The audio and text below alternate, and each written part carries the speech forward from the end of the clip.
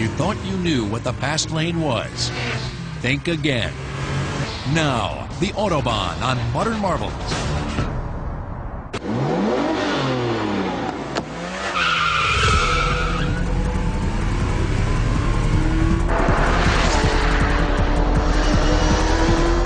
Speed.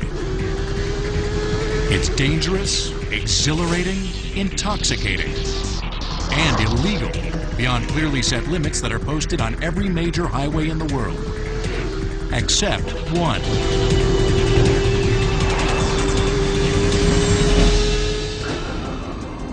It's midnight at a gas station just off the German Autobahn in southern Bavaria. We are about to live out every armchair speedster's fantasy. To push the needle on the speedometer as far as it will go. In this car, the needle's going to go pretty far.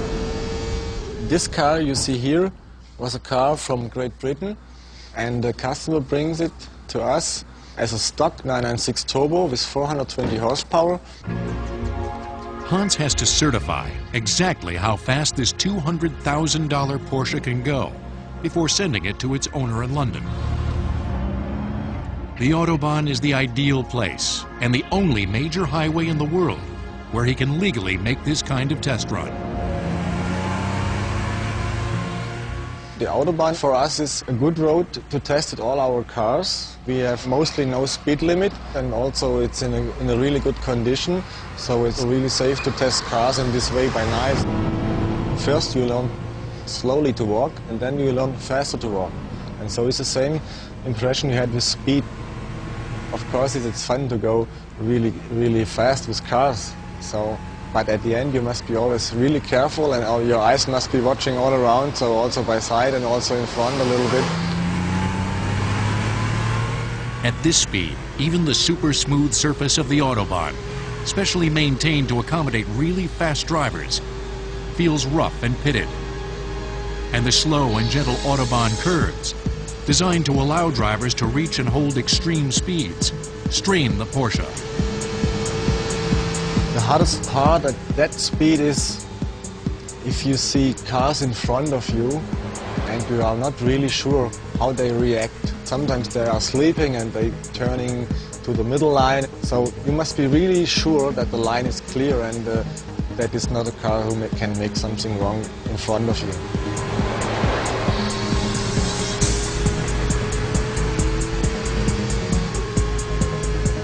You must be really concentrated at that speed, because the car runs over 200 or 300 meters per second.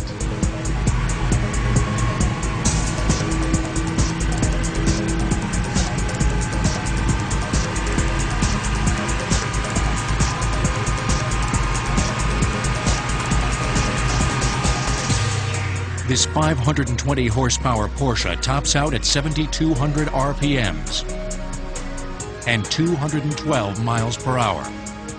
That's with a camera crew of 2 squeezed into the side and rear bucket seats.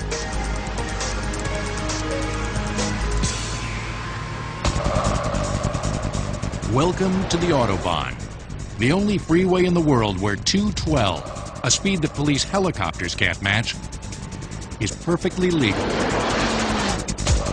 This is the ultimate driver's fantasy land. Not just for professionals, but for anyone with a license. A kind of bizarro world where all the basics are in reverse. It's actually illegal to drive too slow. But there are no limits at all for thousands of miles of Autobahn on how fast you can go. Hard as it is to get weird and counterintuitive as it seems, driving without limits, at least as it's practiced in Germany, is as safe and possibly safer than the more conservative approach favored by the rest of the world. I think generally the average American looks at the Autobahn as, Germany's way of population control. And ultimately, if you look at it statistically, it's very safe to drive on the Autobahn, and especially the last 10-15 years, it's scored consistently a lower death rate than our American interstate. But how is this possible? One can't help but think on the face of it that a freeway on which people can go 212 would be incredibly dangerous. Not so. In exchange for the right to fly, Autobahn drivers have to sacrifice other freedoms. The Germans permit much higher speeds, but force much more rigid controls in how you behave on the highways in terms of lane discipline. Here, you can meander all over all the lanes wherever you want to go, provided you drive within the posted limits. They have a law that they call it's Rechtsfahren, drive right. You can only drive in the right-hand lane and pass in the left. And that's the law. If you pass on the right, you can be pulled over and given a ticket.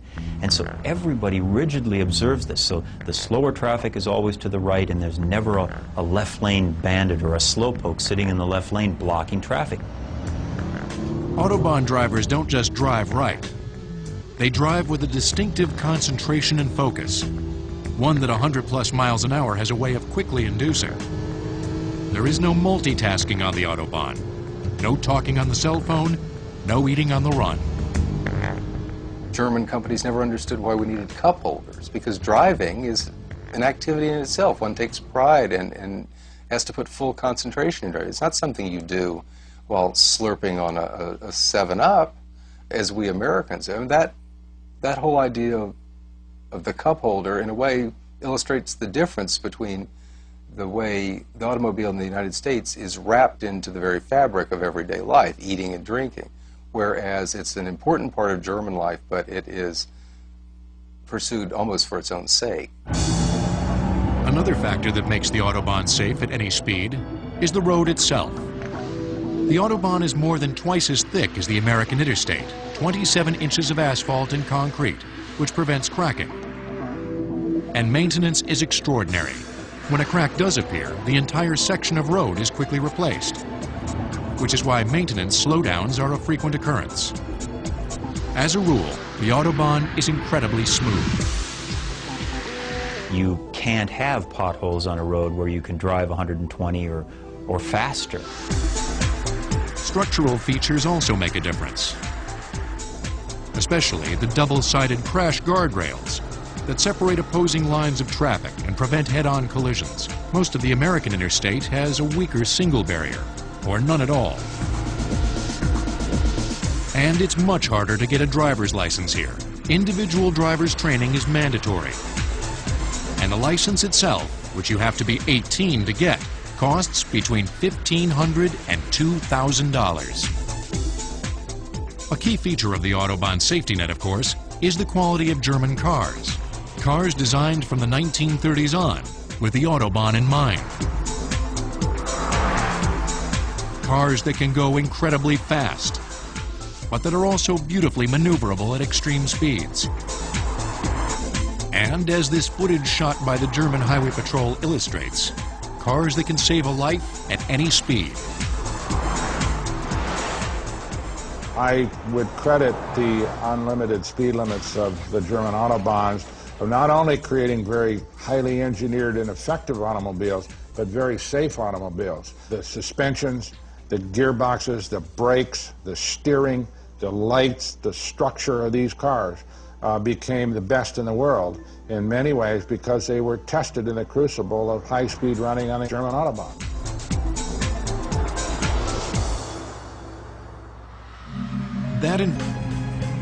But outside the major cities, the Autobahn still affords plenty of opportunities for ordinary drivers to open up and experience a freedom of the road that the rest of the world can only fantasize about. 100, 110 miles an hour is perfectly easy to do and very, very comfortable, and I find it about the normal speed. Although, if you're driving 100 miles an hour in Germany on the open Autobahn, you better watch your rearview mirror and stay right, because you may find a BMW or a Mercedes or a Porsche go by at as much as 130, 140 miles an hour.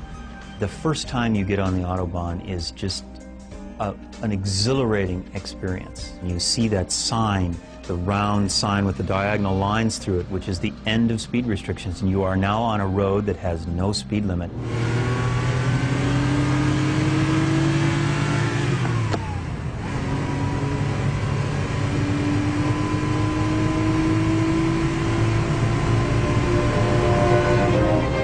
listening to Beethoven as you drive 110 miles an hour down the Autobahn is just one of the life-affirming experiences that you can have if you're a car buff. You're supposed to test your car, test yourself, drive fast, and get places, of course, fast. The road is somewhat of an adventure, and I think it was designed to be that from the very beginning.